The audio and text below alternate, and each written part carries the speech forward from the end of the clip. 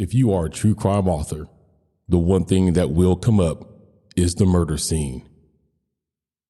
Are you writing murder scenes that are engaging? Do you know properly how to choose and kill your characters? Well, today I have help for you. Join me as I talk with author Steve Rush on this episode of True Crime and Authors.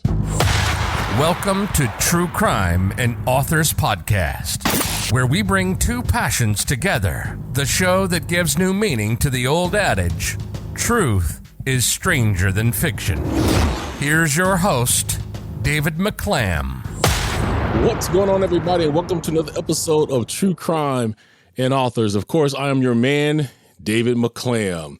Hey, if you guys haven't done so already, please remember to follow us on all the social medias. One link to a link tree is in the show notes that will give you every link that you would need to follow the podcast. So if you're looking at your calendars and been following the show, you know it is yet time again for another author interview. And I have a good one for you today.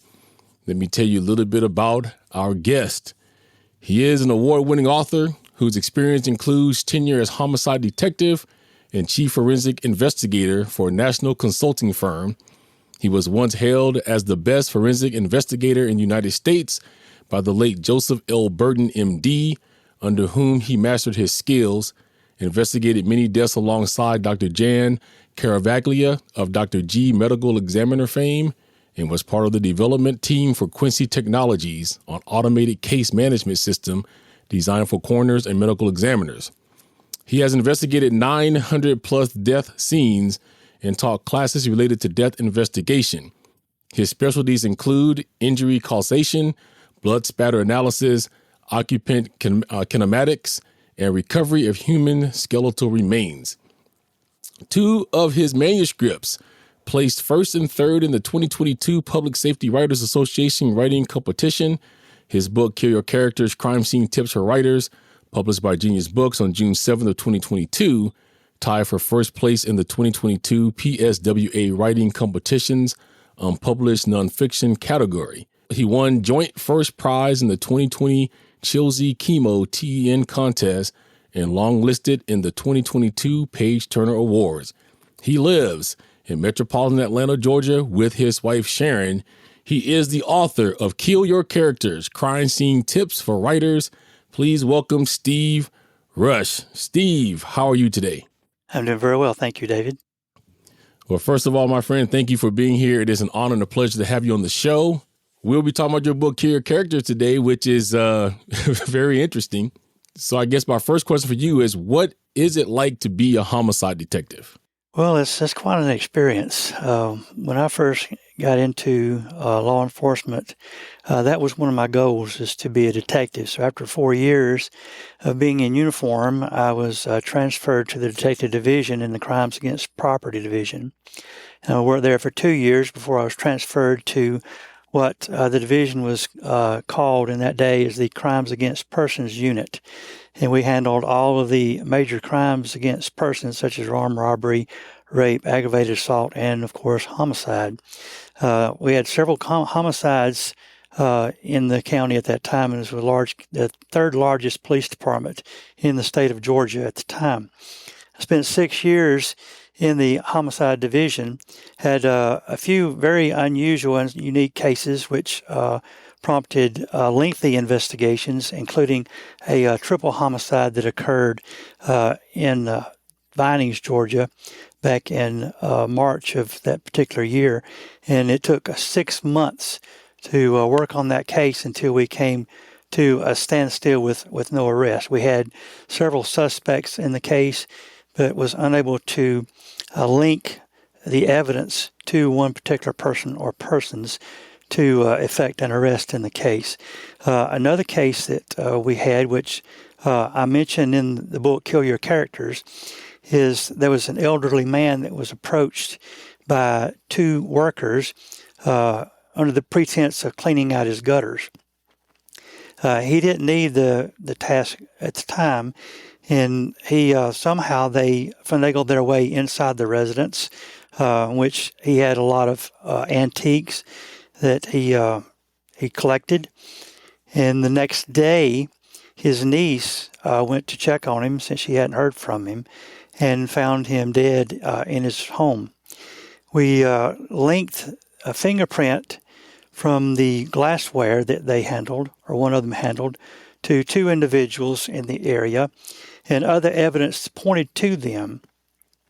We also had a pocket watch that was taken from the individual at the time, and one of the two men attempted to sell it to a person in a town west of Atlanta.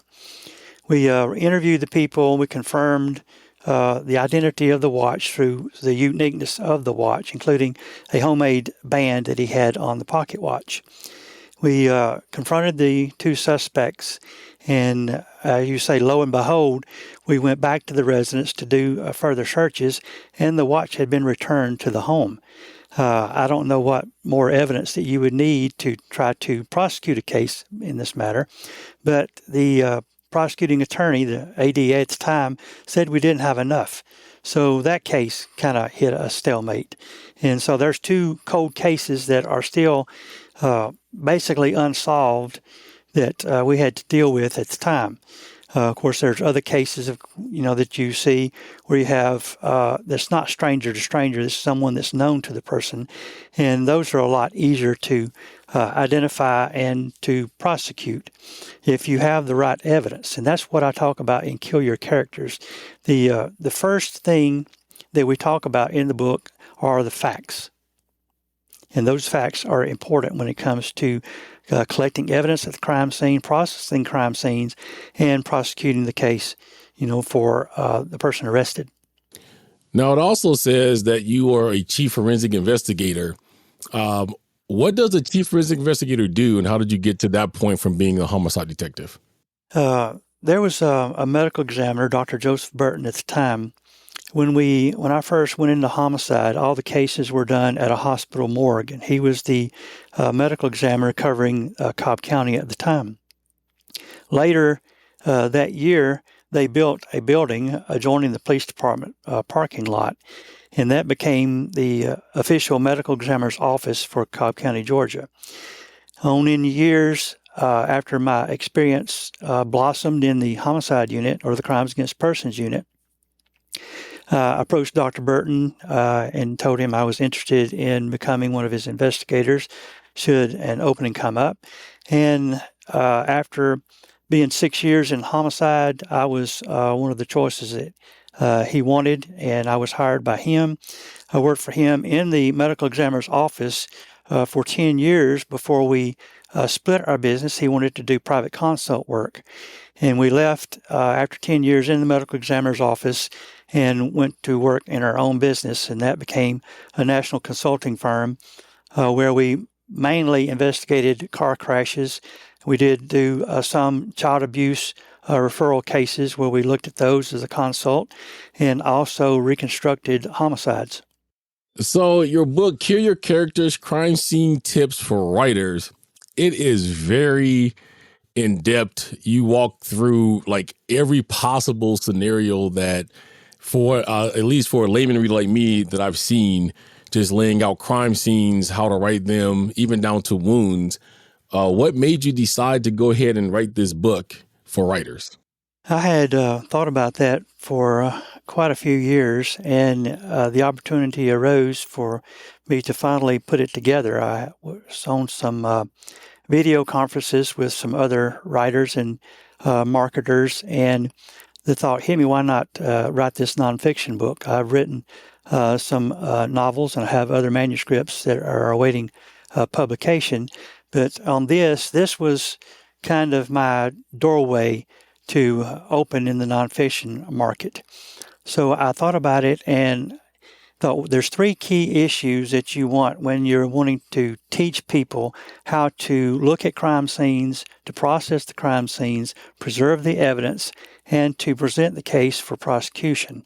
And they're basically an ABC. You have to have the authenticity. And when I'm talking about authenticity, you want to paint images for the readers to see. They always talk about show, don't tell. And that's what I try to do even in this nonfiction book. The information moves the story in one direction or the other based on your research and what you know or want to present to the reader about the case. The facts become the tools and the techniques that are used by the real investigation in real-world cases. So when I subtitled this Crime Scene Tips for Writers, it is geared toward those who write novels, novellas, and short stories where they have a crime scene they want to put in their story, or to basically the inciting incident of their story. So what I did here is, in the first chapter, I talk about nothing but the facts. We have to have the correct facts. The facts not only have to be authentic, but the scene itself and the facts that make up this scene have to be believable. And not only does it have to be believable, but it has to be credible. When we do research and we look for things to put in our stories, we want to make sure that they line up with the authentic believability and credibility of the story we are presenting to the reader. Being a true crime podcaster, reading your book helps a lot too, because that's what I do. For my audience sake, when I'm doing a true crime case, I do usually pull up a Wikipedia page. And mainly because of that, the main reason because of that is because people like to read along. But I do extensive research into the case and try to make sure that that's as authentic as possible. And your book does help that. Could it be said that maybe you've read some true crime books where they've detailed murder scenes that you looked at and said, this is just not right, so this book can help them out? Well, not just the true crime books. I read mostly novels. I read a lot of suspense. I read a few mysteries and thrillers. Those are the main three genres that I look in the subgenres of those. And matter of fact, there was a book that I just finished by a well-known author, and it involved a car crash and had to do something with the seatbelt not functioning is the reason that the driver was not wearing the seatbelt. Well, looking at the story, the person who, based on the inciting incident, was wanting to murder the driver was also a passenger in the vehicle at the time of the crash. Well, as the story progressed, I kept wanting to say, hey, what about the passenger seatbelt? What about the passenger seatbelt? Look at the evidence. And thankfully, about midway through the book, the author addressed the issue and looked at the evidence on the passenger seatbelt. And they knew from that time, when the reader sees that and reads that, they say, okay, this is good. They see that there is evidence that there was a passenger, and it's not an accident like the reader was first led to believe, but it is actually a homicide. And things like that, when we're talking about car crashes, there's a lot of evidence that we look at when we investigate these cases. It's not just the fact that they had a severe or a fatal injury. We look at what caused those injuries, and that's what makes up the whole basic ball of wax of what we did as in our consult work. Have you gotten any blowback from anyone from law enforcement after writing this book being as detailed as it is? None thus far. I think everyone that I've talked to, boast of, its credibility, and they like it. Now, it does say, like I read at the beginning, you did deal with causation, blood spatter, things of that nature, human skeletal remains. Just curious, now that he's coming back in the news, what did you think of the whole Jeffrey Dahmer thing when that came out, as far as skeletons that was found? Did you ever consult on a case like that or been called for something like that before? We have had some cases. We did not consult on that case.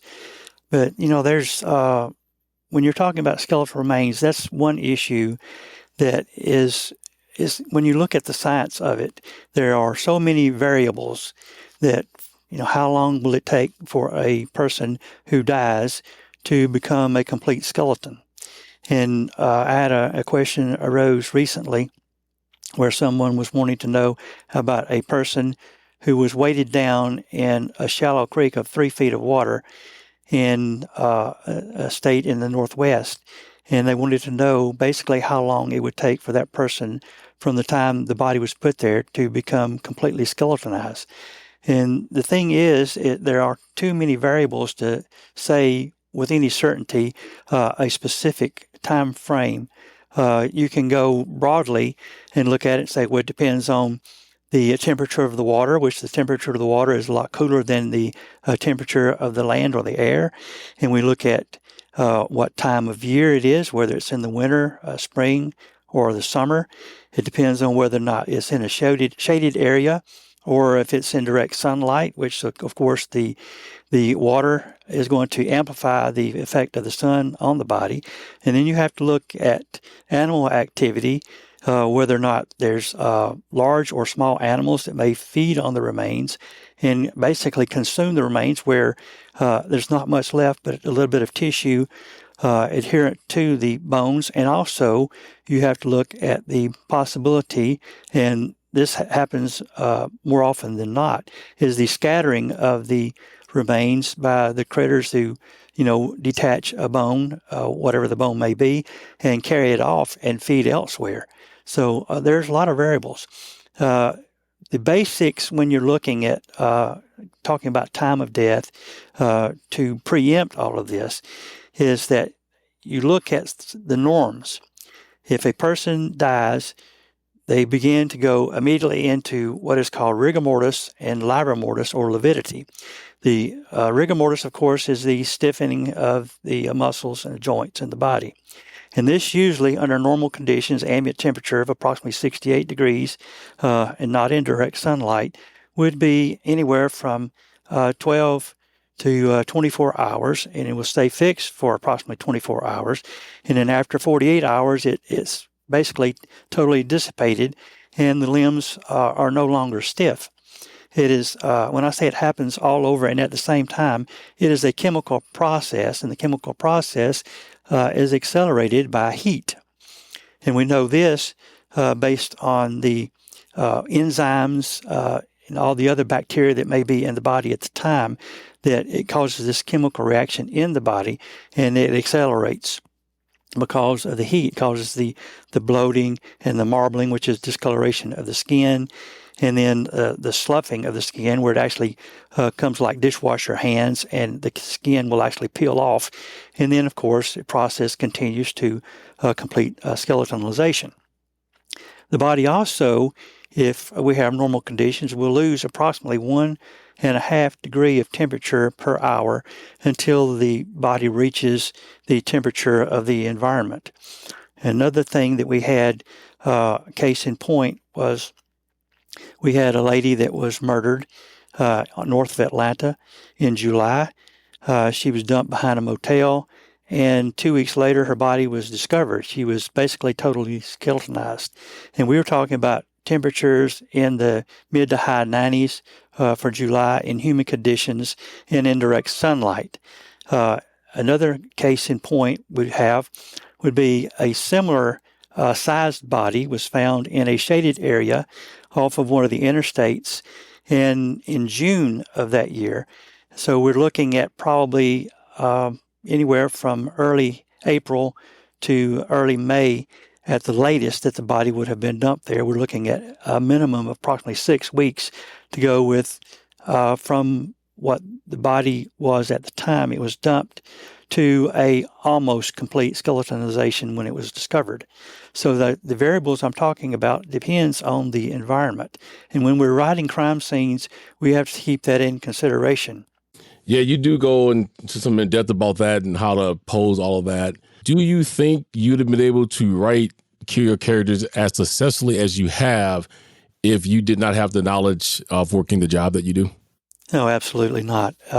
This is based on all the years of experience, and it's one thing when you're talking to people and they say, well, you've seen a lot of strange things, and I have, and I've seen a lot of unusual cases. And the fact is, the cliche, you've never seen it all, or when you think you've seen it all, you haven't. That's the way it is in this business. Every time that you think that you've seen something and, well, I've never seen this before, then it's going to happen again. It's just the nature of the business. And you're talking about the mindset when you're talking about criminal activity and deviant minds and the things, Dahmer, for instance, and the things that they think of, and a lot of the other, not just serial killers, but just killers in general, and the unique ways that they think about how they want to kill somebody. And it makes it really difficult sometimes to just understand their mindset. And that's why you have profilers that try to get in the minds of the killers and help out the law enforcement officers, investigators that's trying to solve the case. It's difficult in and of itself without, any outside help. But for someone who's not been in the business, a lot of research is necessary to even come close to getting the facts right. So you investigating over 900 death scenes. What does that do to you and your psyche personally? Do you go home and think about these things? Do you have nightmares sometimes? How does this affect you? That's really never affected me. There's been only a couple of cases where that, well, first of all, you have to just disassociate yourself from the job when you leave there. You don't take it home with you, because if you do, it will just drive you nuts, because you just think about it all the time. So the thing that helped me is, of course, having a good home life helps. Having a family, that's close to you and loves you, and of course, they want to know what happened at work today, and you tell them, and then you go on about your business. The cases that's really disturbed me over the years, and that would be the sudden infant death syndrome, which now we know that it's not the way it used to, when people used to think of it as a certain type of death. When you are dealing with infants and you go to a scene and you have the grieving parents, most of the times that they're very young and they're just starting out, and they have this big trauma that hits them all of a sudden, just out of nowhere, and they don't know what to do. And that will really tear your heart out if you let it. The one case that I'm really thinking about is, it didn't happen at the home, but it happened at the hospital. And everything was going well. We went in, we did what we were supposed to do to get all the information we needed from the officers who were at the scene. And then you have to go to the family and talk to them. And that's really what makes it tough. So, we live in a world that's, full of TV. Now, I consider you an expert writing this book. You're an expert on, the crime scene, the death scene, how it should go. Does a lot of our favorite shows get that right or get that wrong? Like Law and Order, they always start off with some type of a murder crime happening. What's your opinion on those? There are a few that come really close, like Law and Order, some of the CSIs. I think they do stretch sometimes and do things that I think maybe are a little far-fetched. But for the most part, those shows are pretty right on it. Now, there are a lot of other shows and movies, and I address this in Kill Your Characters, where you see something on TV and say, would that really happen? And that puts that question in your mind. And a lot of things, they do it for, like Kevin Hart, for instance. In one of his movies, he shoots a shotgun, it blows him back to the wall, and he drops into a box. Well, in reality, that wouldn't happen. See, so that's for the comedic effect. And, I understand that. But when you're talking about shooting someone with a shotgun or a high-powered rifle or a large caliber pistol, there's nothing in the projectile or the shot shell itself that is going to blow a person off of their feet. That is just not going to happen. It defies the laws of physics. We're talking about a few millimeter size bullet, or we're talking about a couple of 3 millimeter size pellets in a shotgun that strikes a 200-pound person, and there's nothing in that forcefully that's going to knock them off their feet.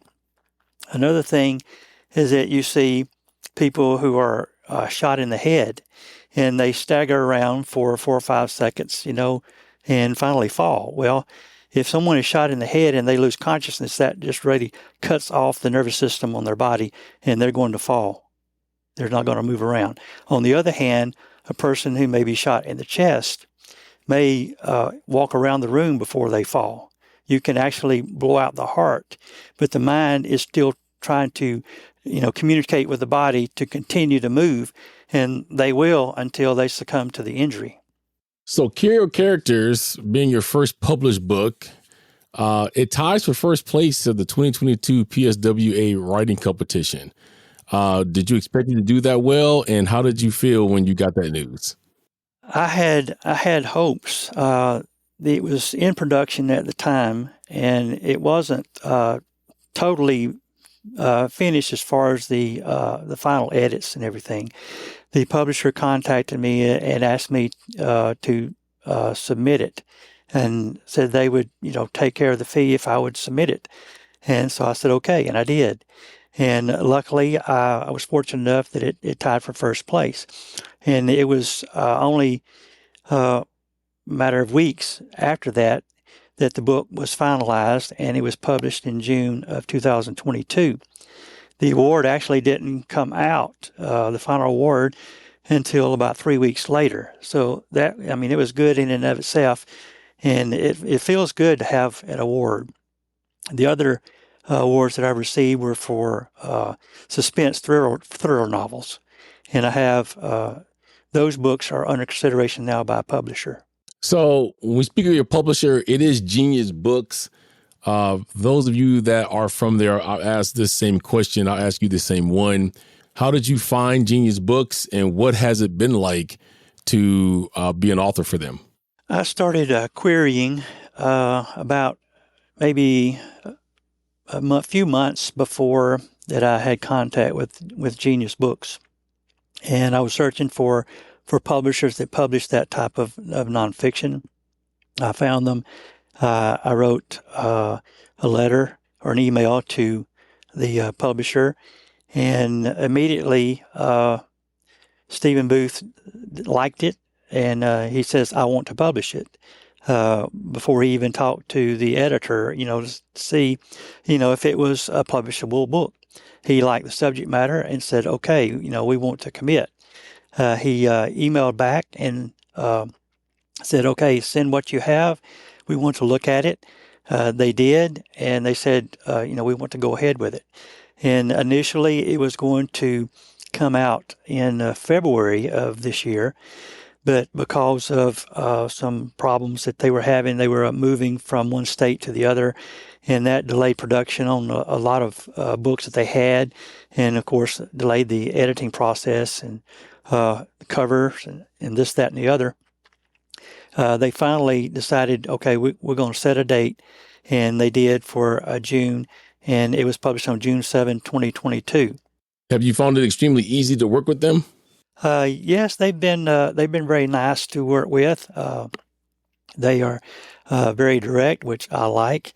They let you know exactly what they want, which is good. And as far as back and forth, we decided on the cover, and then the layout of the interior, and then of course we have the final product, which I think was pretty good. Well, I'll be the first one to say, if you listen to my show so far, a lot of the authors I deal with are indie authors. And before I even dropped an episode, Genius Books contacted me, and that's why you're here today. They said they heard I was doing a podcast where I interviewed authors and would I be interested in some of theirs. This was after I made the announcement that I was interviewing LaDonna Humphrey, who wrote The Girl I Never Knew Who Killed Melissa Witt. They've been extremely easy to work with. From all of you guys that work with them, I've heard that you guys are not put into a cage. What I mean by that is they're not coming saying, cut this, add this, do this, we publish it. They have faith in all of their authors, it seems like, just to push you to go ahead and enter your book and to pay your entry fee, to me says tons about how they feel about you as an author. Right. Yeah. This the production and marketing. I think they've been decent about getting that stuff done in a timely fashion, and I'm pleased with that. And I'm glad you found them, because there's not a lot of publishers that would publish a book like this. They would shy away from it because they're afraid of the backlash or whatever. I think your book is ingenious. I've never seen a book like it. And when I started reading through it, I'm like, wow, this is really how, somebody should construct that. Have you ever been asked to consult on a movie or a television show before? No, not so far. I mean, the word is out. If someone wanted technical advice, I'd be willing to help them. That's no problem. So what do you want your readers to get out of Kill Your Characters Crime Scene Tips for Writers? Well, like I mentioned earlier, it's the subtitle Crime Scene Tips for Writers is basically for those who want to insert authentic, incredible, and believable crime scenes in their novels and short stories and novellas. But it's not just for them.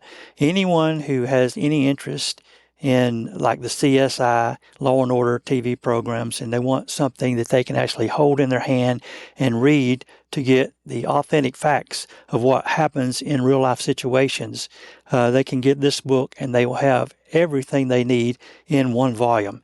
We can research the internet, we can look at articles and papers and whatever that you may find on the internet. And some of that is good and some of it's not. And the reason some of it's not is just basically it may be filled with someone's opinions or something they base it on something that may not be true. One thing that I wanted to point out is, and this is very important, is years ago I was talking to a reporter and we were discussing a really gross case that had come up, a really violent case. And I made the statement that, people really don't want to know all this. And he said, yes, they do. And that's the fact. The people, if we watch our newscast, and they hear something that happens, they want to know the details. And not just details, they want to know the gory details. And that's just the facts of life. And that's just the human in us, that we see something. If we see a crash on the highway, what do? We slow down and we look. And that bogs down traffic, and it's annoying, but that's a part of life. And if we see something that happens down the street, what do? We don't just sit in our living room. We go out on the porch. We go down in the yard. We even walk up the street to see what's happening because we want to know the details. And that's just the part that I've tried to put in Kill Your Characters, is to give everyone everything that they need at any point in time for whatever story that they may be writing.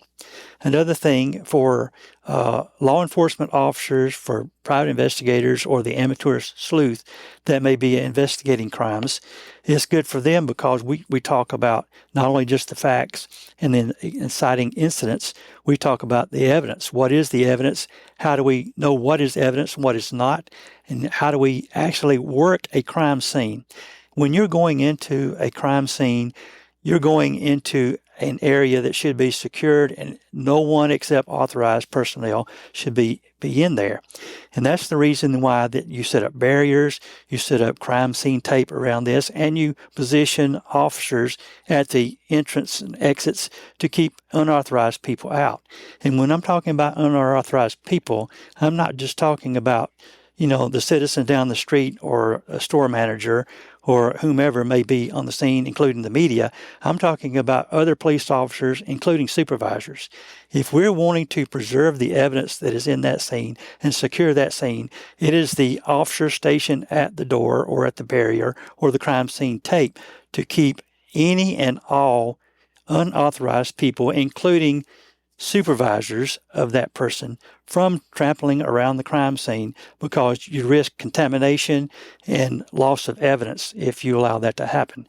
And of course, a lot of times this may border on insubordination, and it may get the officer in trouble, but the officer has a right, if he is positioned there by another peer or a detective or another supervisor, and he allows someone other than those authorized people to enter the scene, then he is the one who has the problem, or she. Well, it definitely is true. The human nature, I think that's why true crime does so well, because everybody wants to know all of the gory details, and you certainly do pack those in your book. So what is next? What can we expect next from Steve Rush going down the pipeline here? Well, I am, like I said, I continue to write. I write every day. I get up in the morning, I will check my emails, and then I will sit down and I will start to write. And unless I have other commitments for that morning, I will write until it's time for me to take a break or to eat lunch or what have you. And if time permits, I will go back to writing, and I will continue to do that. I research Sometimes as I write, sometimes I will do the research before, depending on the situation and the actual scene that I'm writing. I am what most people would consider a pantser. I do not outline. I tried outlining on the first couple of novels that I wrote, and I found myself deviating so much that an outline just did not work for me. It gave me the basics for what I needed, kind of like the skeleton of the body, but then I didn't have any real meat to put on that skeleton. So what I do is I will write. I was in a live interview. A person who was interviewing Dean Koontz, one of the, I think, one of the most prolific and best writers that's ever been in our time. He is actually, in fact, one of my favorite authors, and I'll read just about everything that he has written. And he said that when he begins a story, he starts by writing. He goes back after he finishes that page, and he looks over that page, and he doesn't go to the next page until he is 100% satisfied with what he has written. I'm not quite that detailed, although I am more of what Jerry Jenkins, another author who has written 200 plus books, says that he writes, and then the next morning when he starts to write again, he goes back and he looks at what he had written the day before, and he edits that and then continues on. That's more of my style. I will go in, I will look at what I've written the day before. It refreshes me. It kind of gets me back up to date, and then I continue on from that point. I have 5 complete manuscripts that are ready to go to a publisher. Of those 5, one of them is a 2-part. And so I've sent 4 of those. There's a new publisher that just opened its doors this past week. So I sent those to them. They're one of the few that will allow multiple submissions to the one single publisher. Most of them will want only one book at a time. And the reason that I have this many manuscripts is I was in contact with a person a few years ago that had opened a publishing company, and he made a statement that until you have at least 3 manuscripts ready to publish, he said, do not submit to us. And it makes sense because publishers want more than just a single book from an author. They want to know, does the author have more than one book in him or her? And that really makes sense to me. And so what I've done is I've tried to put these in the best condition that I can possibly put them.